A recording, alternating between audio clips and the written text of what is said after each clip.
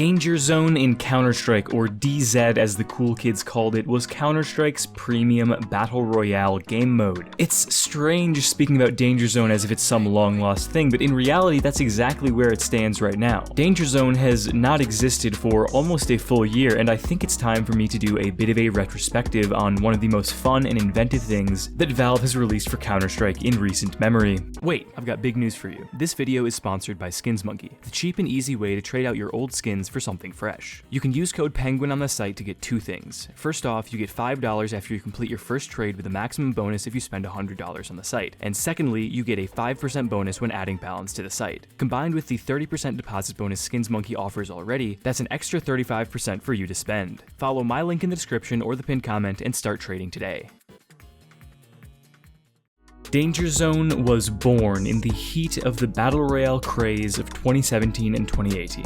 If you were a game developer, chances are you, or in most cases your shareholders, saw the massive success of PUBG, and then shortly after the even massiver success of Fortnite, and wanted a piece of that pie. Valve is no exception to this. They took their blockbuster AAA enormous esports shooter and applied its incredibly popular mechanics to the Battle Royale format. And so came Danger Zone. However, Danger Zone was not simply a lazy Battle Royale mode implemented without care for quality as many of these other cheap Battle Royales were. Danger Zone clearly came with love. It was a unique spin on the genre and was different in a lot of ways. Where traditional Battle Royales mainly had 100 players, Danger Zone was limited to just 18. At first, you could queue as a solo, duo, or trio, however solo and duo servers were combined after a few months due to trouble populating servers, and trios were discontinued entirely. Counter-Strike is unique in the shooter genre because of its buy system, so of course Danger Zone had to implement some kind of buy system to keep the Counter-Strike feel. They did this through the tablet system. The Danger Zone tablet is the thing that separates it from a traditional Battle Royale. The tablet has a number of features, but first let's talk about buying. You could use the tablet to pull up a buy menu and use money collected through exploring new areas, opening crates, etc. to buy weapons, equipment, and upgrades for the tablet itself. Do the things you buy just appear instantly? No, they're delivered by drone. These drones could draw other players to your location. In fact, you could even get your package robbed by other players if they shot your drone down. One of those upgrades for the tablet that I mentioned allows you to see all the active drones on the map, and another one allows you to take control of a drone for a period of time. While controlling a drone, you can pick up items on the ground and bring them to yourself, or crash them on purpose and self-destruct, causing a Molotov-like effect.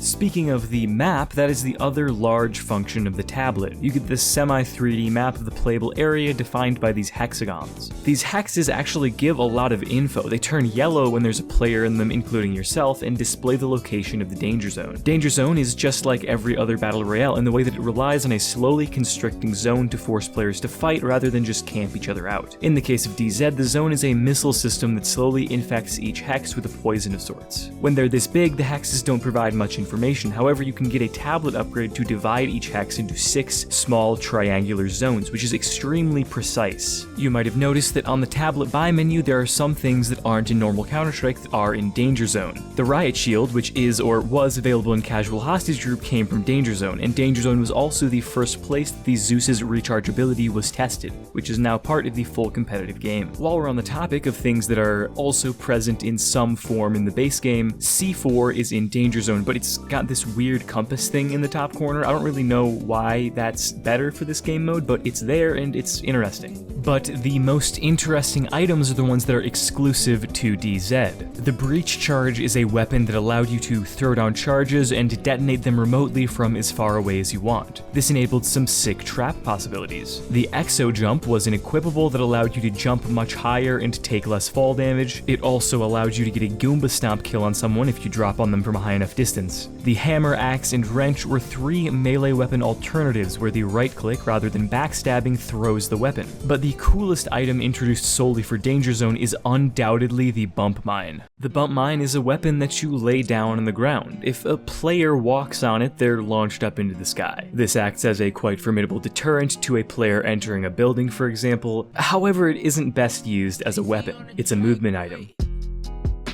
Bump mine trick shots are insanely cool. You can use multiple bump mines combined with these slanted roofs and surfaces on Danger Zone maps to transform these battle arenas into a figurative skate park. With an exo jump, you can get some incredibly stylish Goomba Stomp kills, or just knife them if that's more your style. Either way, I don't think there has ever been a kill involving a bump mine that isn't cool. You can just absolutely dominate people with these things, and it's awesome. Easily, the bump mine is the coolest part of Danger Zone. Shouts out to Rushley, the Observer. I am definitely using a lot of his clips in this part. This is what Danger Zone is all about. It's a far less competitive game mode that is a lot more about stunting on your enemies than it is about winning. Danger Zone, and Battle Royale mapping in general, has always been very interesting to me because the gist of it is basically just make a place with other places inside of it to explore, and I think that's cool. There's real world building and stuff on these Danger Zone islands. Danger Zone was a technical feat. The source engine was not built to handle maps of this size at this level of detail all at once. There's a reason that the iconic source engine loading screen pauses from Half-Life 2 exist. The engine wasn't capable of handling the entire playable area at one time. You had to load a new area every once in a while, and that broke the immersion. Danger Zone manages to stretch the prop and displacement limits of Source 1 to the extreme, and fit this massive map into one single scene while maintaining a relatively high level of detail. Danger Zone manages to remain optimized by using some very interesting techniques. For one thing, every map is shaped like a pyramid. Why? Well, because they have these big fat yellow blocks underneath. The floor of each Danger Zone map is made up of displacements, which are easy to render but don't actually obscure vision, at least not in the eyes of the rendering engine. So, in order to prevent your computer from having to render every single thing on the map at once, they use these blocks to tell your computer, hey, don't load anything beyond this very real and tangible in-game wall here. You might think then that Danger Zone has the lowest frame rates at the very center of the map, and you'd be right. Yeah, that's exactly how it works. If you've played Danger Zone even a little bit, it will be painfully obvious to you that this game mode has taken a page out of the CSGO beta and uses fog very heavily for optimization. Fog obscures things at a distance fairly equally between players, although there are some exceptions, so it makes sense for this to be used. However, it does make it a bit less satisfying to have the high ground, as you can't really get any cool ultra-long distance kills.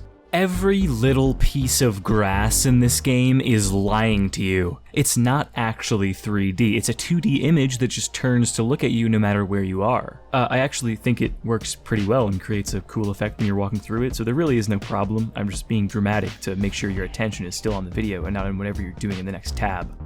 During its roughly 5-year lifespan, there were 7 maps officially included for Danger Zone. The Valve-made Black Site and Sirocco, and the community maps Jungle, Frostbite, County, Ember, and Vineyard.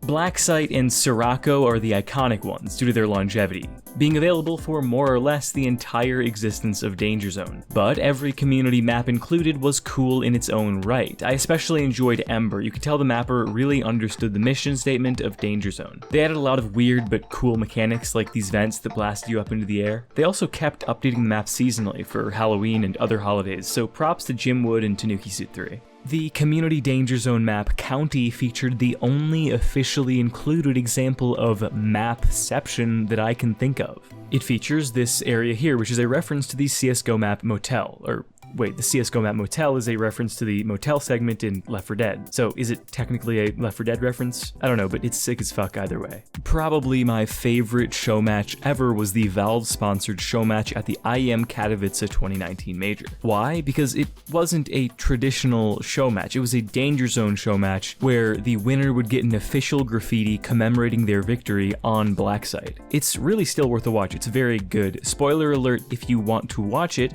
the Polish team AGO won with Furlan and Gruby. Their graffiti is right here. It's their signatures over this wolf on top of the roof on which they won the 3rd and final map. Interestingly, this still stands as the last time that Valve officially immortalized a pro play on a map.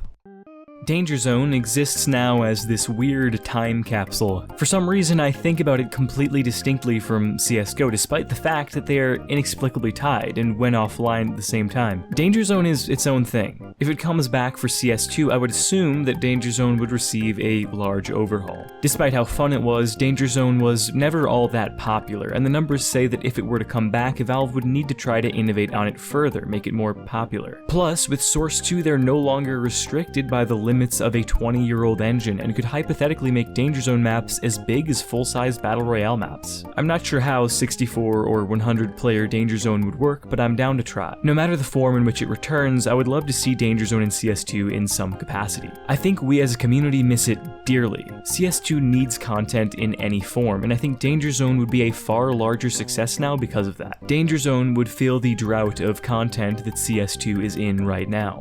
CSGO Danger Zone was not just any old game mode, it was a unique experiment in blending the very boxed-in tactical depth of Counter-Strike gameplay with the extremely open and unrestricted nature of Battle Royale. Danger Zone offered players a chance to experience something familiar yet refreshingly different, and I think that's exactly what we need right now. A refresher. Thank you. Alright, it's been a minute since I've done one of these, but this is the bonus penguin once again. Wanted to stop in and say I think this is one of my better videos in a minute. I really liked making this. I was fueled by my actual, I loved Danger Zone when it was in the game, so being able to talk about it and reminisce about it was honestly a walk down memory lane that I really enjoyed, and I hope you really enjoyed watching me go down as well. If you liked this video, if you like this style of videos and you want more in this style, make sure to like the video, subscribe to the channel, and yeah, one last time, thank you so much for watching, and I will see you in the next one.